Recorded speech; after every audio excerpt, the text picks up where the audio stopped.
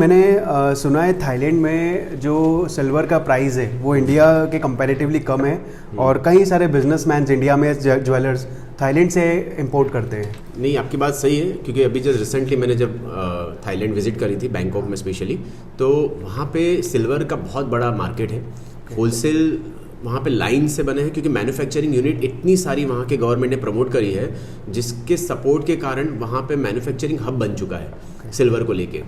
अब बात करते हैं कि स्पेशली रेट को लेके, तो सिल्वर का जो रेट है और भारत का जो रेट है, दोनों के रेट में मतलब सिल्वर का थाईलैंड का रेट और सिल्वर का भारत का रेट, ये दोनों के बीच में करीबन 7 to 8% का मार्जिन है। अच्छा, मतलब आप ये समझिए। और दूसरा क्या होता है कि भारत और थाईलैंड के बीच में जो एग्रीमेंट हुआ है उसके तहत फ्री ट्रेड जोन वहाँ पे क्रिएट हुआ है। तो फ्री ट्रेड जोन के अंतर्गत अगर वहाँ से जो भी चीज़ हम एक्सपोर्ट करते हैं तो वहाँ का रेट और यहाँ के रेट में करीबन आपको 7 से 8% का मार्जिन मिल जाएगा। मतलब आप समझ लीजिए कि अगर आप 1 करोड़ का भी इंपोर्ट करवाते हो तो आपको 7 से 8% का मतलब 8 लाख रुपीज़ का बेनिफिट वहाँ पे 100% हो सकता है। अगर मेरी कोई कंपनी नहीं है, मैं स्टार्ट करना चाहता हूँ ज्वेलरी इंडस्ट्री में, तो मैं सीधा थाईलैंड से इंपोर्ट कर सकता हूँ? यस। तो उसके लिए क्या क्या डॉक्यूमेंटेशंस नीडेड होंगे सर?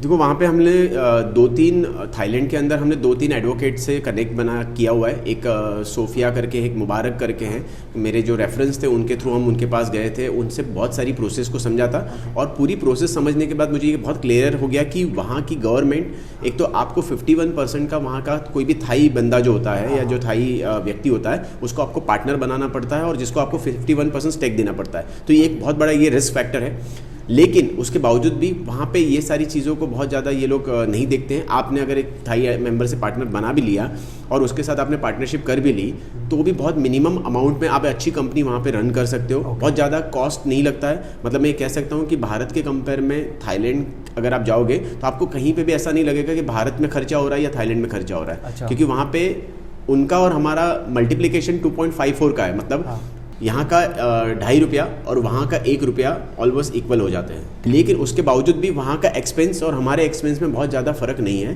तो सिमिलरिटी सेम आती है। तो अगर कोई वहाँ पे जाके ये बिज़नेस करना चाहता है, नई अपॉर्चुनिटी को ग्रैब करना चाहता है, 100% थाईलैंड जाके बैंकॉक में अपना एक एस्टैब्लिश बिजनेस कंपनी खोलनी चाहिए और वहाँ से स्पेशली सिल्वर को लेके एक्सपोर्ट पावर को यूज़ करना चाहिए और भारत में इंपोर्ट पावर क्रिएट करना चाहिए। ठीक है।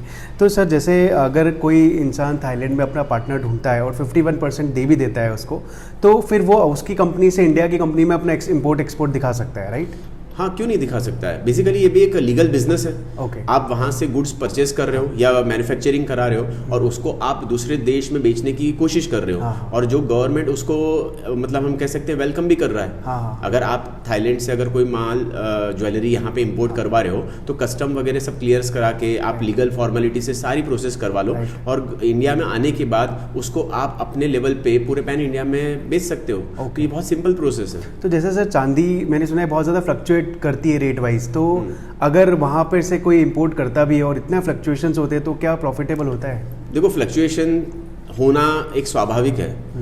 आपको उसको भी मैनेज करने आना चाहिए क्योंकि वहाँ से जब आप इंपोर्ट करोगे यहाँ पे आने में 7 to 8 डेज लग जाते हैं पूरी प्रोसेस को कंप्लीट कराने में। पर 8 दिन के अंदर रेट अगर बहुत ज़्यादा बढ़ गए या बहुत ज़्यादा कम भी हो गए तो ये तो आपका नसीब है, उसको आप कहीं पे भी कंट्रोल नहीं कर सकते क्योंकि सारी चीज़ें नसीब के अधीन है। राइट। और रेट आपके हाथ में नहीं है, रेट गवर्नमेंट के भी हाथ में नहीं है। रेट कंट्री वाइड्स चेंज होते रहते हैं, उनके डॉलर के हिसाब से उसके रेट में फ्लक्चुएशन आते रहता है। सर तो जैसे रोज गोल्ड जो है इंडिया में काफ़ी महंगा मिलता है, इसका क्या रीज़न है?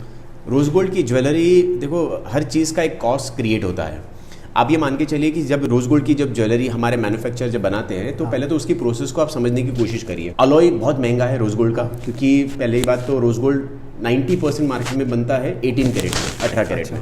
तो उसके अंदर जो अलॉय मिक्स किया जाता है वो अलॉय बहुत महंगा होता है। उसके अंदर जो मिक्सचर आते हैं रोज गोल्ड के वो भी बहुत कॉस्टली होते हैं। तीसरा, जो रोज गोल्ड की जो प्योरिटी 18 कैरेट रखने के कारण आप समझिए गोल्ड लॉस बहुत ज़्यादा होता है उसके अंदर क्योंकि जब भी वो ज्वेलरी बनती है तो उसमें गोल्ड लॉस होने के चांसेस इतने बढ़ जाते हैं कि उसको भी हमको कॉस्ट में ऐड करना पड़ता है।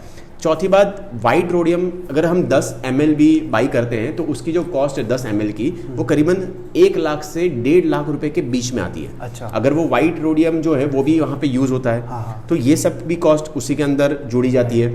अब उसके बाद मशीन जो उसका सेटअप है, क्योंकि जितनी भी रोज गोल्ड ज्वेलरी बनती है उसका जो मशीनरी है वो मशीनरी इंडिया में तो है, लेकिन काफ़ी सारी मशीनरी ऐसी है जिसको हमको जर्मन से एक्सपोर्ट करवाना पड़ता है, मतलब इंडिया इसको इंपोर्ट करती है और उसके बाद मेक इन इंडिया वाला कंसेप्ट यहाँ पे क्रिएट होता है। तो उसकी भी एक एड ऑन कॉस्ट लग जाती है।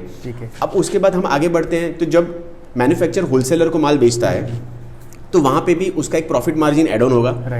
होलसेलर रिटेलर को बेचेगा तो होलसेलर का भी 1% का मिनिमम मार्जिन भी अगर वो लगाता है तो वो भी कॉस्ट में ऐड होता है। तो आप मान के चलिए कि रिटेल सेगमेंट में रोज गोल्ड ज्वेलरी जब आप खरीदने जाओगे तो मिनिमम से मिनिमम आपको 18% तो देना ही पड़ेगा। तो ये 18% से लेके 25% तक रोज गोल्ड ज्वेलरी बिकती है मार्केट में। ओके सर, ये टेम्पल ज्वेलरी के बारे में मैंने बहुत कुछ सुना है, ये क्या चीज़ है? टेम्पल ज्वेलरी स्पेशली ये डिज़ाइन जो ये कैटेगरी हम कह सकते हैं कि साउथ इंडिया की सबसे बड़ी कैटेगरी में से आती है, क्योंकि वहाँ के लोग टेम्पल ज्वेलरी को बहुत ज़्यादा पसंद करते हैं। पूरा साउथ रीजमेंट अगर आप देखोगे ना तो वहाँ पे टेम्पल ज्वेलरी का बहुत ज़्यादा क्रेज़ है। कमरपट्टा आता है या नक्काशी वाला काम आता है, वो सारा वहाँ पे बहुत अच्छा बिकता है। टेम्पल ज्वेलरी भी बहुत कॉस्टली बिकती है। उसका रीज़न ये की है कि मतलब अगर मैं इसके पॉइंट दिखाने जाऊँगा तो करीबन 7 से 8 पॉइंट उसके निकल के आते हैं, जिसके कारण टेम्पल ज्वेलरी महंगी बिक सकती है। आप सबसे पहले बात समझिए कि स्पेशली उसके ऊपर जो ऑक्सीडाइज किया जाता है, जिसको हम एंटिक लुक लाने के लिए, उसकी एक कॉस्ट एड ऑन होती है। अब वो बात आती है कि अगर वो मान लो कभी वो कलर चला भी गया तो वो भी बहुत नॉमिनल चार्जेस में वापस हम उसको यूज़ कर सकते हैं। मतलब वापस अगर अब 3, 4, 5 साल बाद अगर वो चला जाता है एंटिक लुक, तो आप वापस उसको एंटिक लुक पे लेके आ सकते हो, उसको ऑक्सीडाइज कर सकते हो। उसके बाद पॉलिशिंग जो होती है उसके ऊपर भी एक एडिशनल कॉस्ट वहाँ पे बेयर करना पड़ता है मैन्युफैक्चर को। उसके बाद जब टेम्पल ज्वेलरी जब बनती है तो इसको बनाने के लिए 10 से 15 दिन का टाइम लगता है कारीगर को एक टेम्पल ज्वेलरी क्रिएट करने। मतलब अगर आपको एक नेकलेस या हारम हम बनाते हैं तो उस हारम को भी करीबन 10 से 15 दिन का टाइम लगता है, क्योंकि ये सारी हैंडमेड प्रोसेस से बनता है। बहुत सारी इसमें डाई या थापा यूज होता है। और उसके अलावा यहाँ पे इलेक्ट्रोफॉर्मिंग वाले भी टेम्पल के जो नक्शी होते हैं, आइडियल होते हैं, उसको भी यहाँ पे यूज किया जाता है, जो करीबन 10% से ज़्यादा तो उसकी मेकिंग बन जाती है। तो आप ये अलग अलग मेकिंग को अगर आप जोड़ना शुरू करोगे, उसके बाद कारीगर को जब हम 1 किलो सामान बनाने के लिए देते हैं तो उसको कम से कम 3 किलो का गोल्ड देना पड़ता है। जब 3 किलो गोल्ड देंगे तब उसमें से 1 या 1.25 किलो वो टेम्पल ज्वेलरी बना के देगा। तो आप समझिए इन्वेस्टमेंट 3 किलो का मतलब हो गया 3 करोड़ रुपए का। 3 करोड़ का सामान जब हम कारीगर को देंगे, वहां पे वो कारीगर 1 करोड़ का सामान बना के देता है। तो ये 3 करोड़ का रिस्क फैक्टर, उसके बाद 10 से 15 दिन बनाने की प्रोसेस में हमारा कॉस्ट जो लग जाता है, इंटरेस्ट कॉस्ट आप गिन सकते हो, तो वो भी वहां पे एड ऑन होता है। और कभी ना करे नारायण कारीगर भाग गया तो ये रिस्क फैक्टर सबसे बड़ा मैन्युफैक्चर को संभालना पड़ता है। उसके अलावा उसके बाद होलसेलर की मार्जिन 1% आ जाती है, क्योंकि वो भी अपना माल यहाँ से परचेस करेगा, रिटेलर को बेचेगा, स्टॉक बनाएगा, तो 1% वहाँ पे भी घुस जाएगा।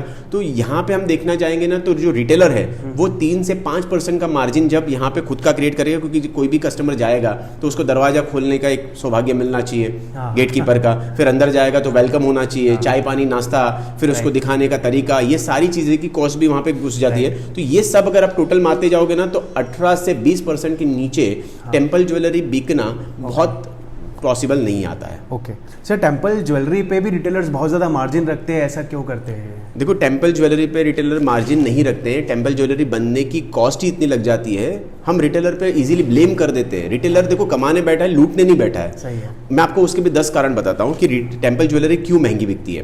पहली बात, टेम्पल ज्वेलरी के लिए ऑक्सीडाइज यूज होता है, उसकी एक कॉस्ट लग जाती है। उसके बाद नक्काशी जो उसके ऊपर वर्क होता है उसकी भी एक कॉस्ट लग जाती है, क्योंकि नक्काशी कराने के लिए हम कारीगर से हैंडमेड काम करवाते हैं, तो उसकी डाई हो गया, या हम कह सकते हैं इसमें कभी कभी इलेक्ट्रोफॉर्मिंग भी यूज किया जाता है। जो इलेक्ट्रोफॉर्मिंग अपने आप में 10 से 12% में तो लैंडिंग कॉस्ट आती है, तो वो भी एक कॉस्ट ऐड हो जाती है। फिर उसके बाद पॉलिशिंग के लिए जब जाता है तो पॉलिशिंग में भी हमारा 1% के आसपास का कॉस्ट ऐड ऑन हो जाता है। फिर वापस वही बात है कि 1 किलो गोल्ड, अगर हम 1 किलो नक्काशी वाला काम बनाते हैं तो कारीगर को करीबन 2.5 से 3 किलो देना पड़ता है, तब जाके कारीगर 1 किलो माल बना के देता है। तो 3 करोड़ के काम पे 1 करोड़ का बनवाई हुई तो 3 करोड़ का इन्वेस्टमेंट लग गया, तो उसका भी इंटरेस्ट कॉस्ट जुड़ जाता है। उसके बाद आप समझिए इसको बनाने में 10 से 15 दिन लग जाते हैं, तो 15 दिन तक हमारा पैसा ब्लॉक हो जाता है। जो भी इन्वेस्टमेंट हो रहा है वो ब्लॉक हो गया, क्योंकि कारीगर 15 दिन के पहले तो देना ही नहीं है, तो यहाँ पे भी इन्वेस्टमेंट कॉस्ट जुड़ जाती है। उसके बाद नक्काशी वाले काम में ना स्टोन यूज होता है, तो स्टोन की भी कॉस्ट और स्टोन की जड़ाई करने की भी एक कॉस्ट, ये भी लगती है। फिर होलसेलर अपना एक मार्जिन रखेगा 1% का, वो भी एक कॉस्ट जुड़ेगी। और ये सब करने के बाद अगर रिटेलर 3% या 2% का अपना मार्जिन रख के अगर आपको बेच रहा है तो ये आपको लूट नहीं रहा है, ये आपको सर्व कर रहा है। सही बात तो है। आप इसको ये मत बोलिए कि रिटेलर हमको बहुत ज़्यादा मार्जिन रख के माल बेच रहे हैं, उसको आता ही उतने में है, वो 2 या 3% मार्जिन रख के आपको बेच देते हैं। सही है सर। भारत सरकार क्यों अभी तक फ्री ट्रेड एग्रीमेंट नहीं बना पाई है, स्पेशली इन गोल्ड इंडस्ट्री के लिए? नहीं, गोल्ड और सिल्वर दोनों के लिए भारत सरकार बहुत यथार्थ प्रयत्न कर रही है। और अगर आप देखोगे ना तो अभी 7 कंट्री ऐसी है जिसके साथ फ्री ट्रेड एग्रीमेंट बना चुकी है। अगर उसके हम लिस्टिंग की बात करें तो यूएई है, उसके बाद साउथ कोरिया है, फिर उसके बाद जापान है, जापान के बाद अगर हम बात करें तो थाईलैंड है, थाईलैंड के बाद अगर हम बात करें तो सिंगापुर है, सिंगापुर के बाद हम बात करें तो मलेशिया और इंडोनेशिया। ये 7 ऐसी कंट्री है जिसके साथ भारत फ्री ट्रेड एग्रीमेंट बना चुकी है, जहाँ पे हमको एक्सपोर्ट करने पे कोई प्रकार की भी ड्यूटी नहीं लगती है। और रही बात गोल्ड की, तो जब हम गोल्ड को इंपोर्ट करते हैं तो यहाँ पे इन्होंने इंपोर्ट ड्यूटी पे भी कंसेशन दिया गया है। तो ये फ्री ट्रेड एग्रीमेंट के तहत यूज होता है। और अगर हम एक्सपोर्ट करते हैं तो एक्सपोर्ट पे तो कोई ड्यूटी गवर्नमेंट ले ही नहीं रही है। तो ये नॉलेज की कमी हो सकती है। अगर आप अपने नॉलेज को एनहेंस कर लूंगा, बढ़ा दोगे, तो अपने आप आपको बिजनेस के क्राइटेरिया खुल जाएंगे आपके लिए। Okay, got it. सो मतलब इसका मतलब है कि अगर कोई नया ज्वेलर मार्केट में आना चाहता है तो वो इन कंट्रीज से इंपोर्ट कर सकता है गोल्ड को? यस, 100% इन कंट्री से इंपोर्ट करना चाहिए।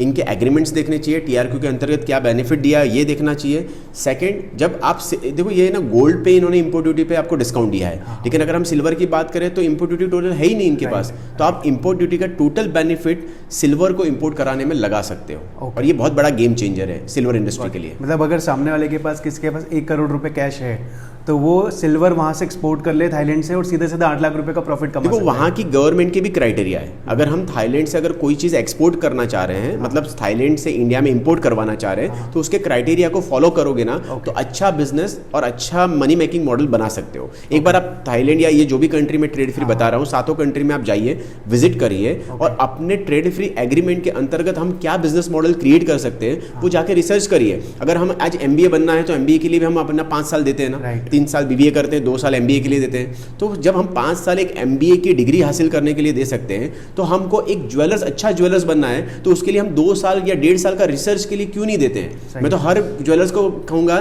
कि अपने बच्चों को ऐसी ट्रेड फ्री कंट्री पे भेजो जहां से बिजनेस अपॉर्चुनिटी ग्रैब कर पाए।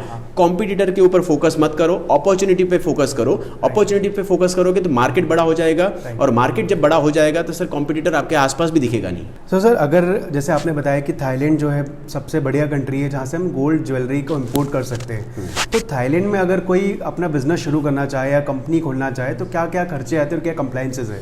ये 7 कंट्री में से मैं थाईलैंड को इसलिए प्रमोट करता हूँ बिकॉज ऑफ थाईलैंड थोड़ी सी हमारे लिए एक हम अफोर्डेबल कंट्री है, क्योंकि वहाँ का जो हमारा कन्वर्जन रेशियो है 2.54 का है। मतलब हमारा 2.5 रुपया वहाँ के 1 रुपये के बराबर है। तो बहुत ज़्यादा महंगी कंट्री नहीं है। वहाँ पे अगर हम न्यू कंपनी को रजिस्ट्रेशन कराते हैं तो आपको कुछ उनको नाम देने पड़ते हैं। 3 नाम आप देते हो, उसमें से एक नाम सेलेक्ट करते हैं, तो करीबन उसका 1000 बाट का खर्चा लगता है। उसके बाद हम जब न्यू कंपनी एस्टैब्लिश करते हैं तो उसका 27,000 से लेकर 35,000 के बीच का खर्चा है। इसके अंदर वेट रजिस्ट्रेशन भी आ जाता है, सोशल सिक्योरिटी जो है उसका रजिस्ट्रेशन भी आ जाता है। तीसरी, वर्क परमिट का 18,100 रुपया पर ईयर का खर्चा लगता है बाट में। उसके अलावा उसका रिन्यू कराने का खर्चा 5,500 बाट लगता है। वीज़ा का खर्चा 25,000 पर ईयर का बाट का खर्चा मान के चलिए। सोशल वहाँ का ऐसा है कि जैसे हमारे यहाँ पे PF और ESIC चलता है, वैसे वहाँ पे जब एक NRI अपनी कंपनी की खोलता है तो एक NRI के पीछे, वर्क परमिट के पीछे आपको 4 थाई लोगों को आपको सैलरी देनी पड़ती है। तो उसके हिसाब से उसका वहाँ का जो PF, मतलब जिसको वो लोग सोशल कहते हैं, वो 1150 रुपया मल्टीप्लाई बाय 4, मतलब 4,600 रुपया आपको पर मंथ सोशल जमा कराना पड़ता है बाट में। तो ये सारा खर्चा वहाँ पे लगता ही लगता है। उसके अलावा अकाउंट मेंटेन करने का वहाँ का CA आपका 3,000 2,500 जो भी बाट पर मंथ लेता है। और ऑडिटर एक साथ आपके टर्नओवर के हिसाब से एक चार्ज लगाता है, जिसकी वहाँ पे चेकलिस्ट बनी होती है, उसके हिसाब से वो ऑडिटर भी आपसे चार्ज लेता है। तो काफ़ी रीजनेबल, और ऐसा भी नहीं बहुत महंगा भी शहर नहीं है, लेकिन फ़ायदा बहुत है। आप इंपोर्ट कराओ, आप एक्सपोर्ट करो, एक्सपोर्ट इम्पोर्ट की ड्यूटी में आप बहुत अच्छा पैसा कमा सकते हो और लीगल तरीके से कर सकते हो, बहुत अच्छे तरीके से। बहुत बढ़िया। अब सर इसी के जो बेनिफिट्स है, अगर थाईलैंड में कोई अपनी कंपनी रजिस्ट्रेशन कंप्लीट कर लेता है उसके बाद उसको क्या क्या बेनिफिट्स मिलते हैं? थाईलैंड में अगर आप अपनी कंपनी जब रजिस्ट्रेशन कर लेते हो तो वहाँ पे जैसे हमारे यहाँ पे इंडिया में फ्री ट्रेड जोन बना हुआ है, जिसको हम शिप्स कहते हैं, वहाँ पे भी फ्री ट्रेड जोन बना हुआ है। तो थाईलैंड में स्पेशली बैंकॉक में जेमोपोलिस करके एरिया है, वहाँ पे जब आप अपनी फैक्ट्री एस्टैब्लिश करते हो तो एक 150 से 200 स्क्वायर मीटर की आपको फैक्ट्री लेनी पड़ती है, मशीनरी बैठानी पड़ती है। जब भी आप कोई भी चीज़ वहाँ पे मैन्युफैक्चरिंग करते हो तो वहाँ का एक तो सिल्वर कॉस्ट बहुत कम है, उस सिल्वर कॉस्ट वहाँ पे मैन्युफैक्चरिंग कराइए। No doubt manufacturing cost high हो सकती है, लेकिन सिल्वर की एक्चुअल कॉस्ट तो काफ़ी कम है। उसको फिर आप इंडिया में इंपोर्ट करवाइए। तो इंडिया जब उसको इंपोर्ट करती है तो इंपोर्ट ड्यूटी नहीं होने के कारण वहाँ पे काफ़ी सारा मार्जिन आपका बच सकता है। तो आप ये बिजनेस 100% स्टार्ट कर सकते हैं। थोड़ा स्ट्रगल है, थोड़ा सा मेंटोर की ज़रूरत पड़ेगी, कोच की ज़रूरत पड़ेगी, गाइडेंस की ज़रूरत पड़ेगी। तो अगर ऐसी कोई भी चीज़ की ज़रूरत है तो आप हमारी हेल्पलाइन नंबर पे कॉल कर सकते हैं, और जिसको भी अगर ज़रूरत है आप इंस्टा के मेरे कमेंट में अपना नाम और कंपनी की डिटेल लिख दीजिए, तो वहाँ पे हमारी टीम भी आपको सपोर्ट करेगी। सर TRQ जो है बहुत बड़ा एक हमारा टॉपिक रहा है और काफ़ी सारे लोगों के क्वेश्चंस भी रहे हैं। तो TRQ में जैसे एक नॉमिनेटेड एजेंसी वर्सेस IIBX, ये क्या चीज़ है और उसका क्या कंपैरिजन है? देखो TRQ ऐसे भी टैरिफ रेट कोटा का अंतर्गत हमको बेनिफिट जो गवर्नमेंट देना चाह रही है सेपा एग्रीमेंट के तहत, UAE से जो गोल्ड हम इंपोर्ट करते हैं, तो हम 2 प्रकार से इंपोर्ट करवाते हैं।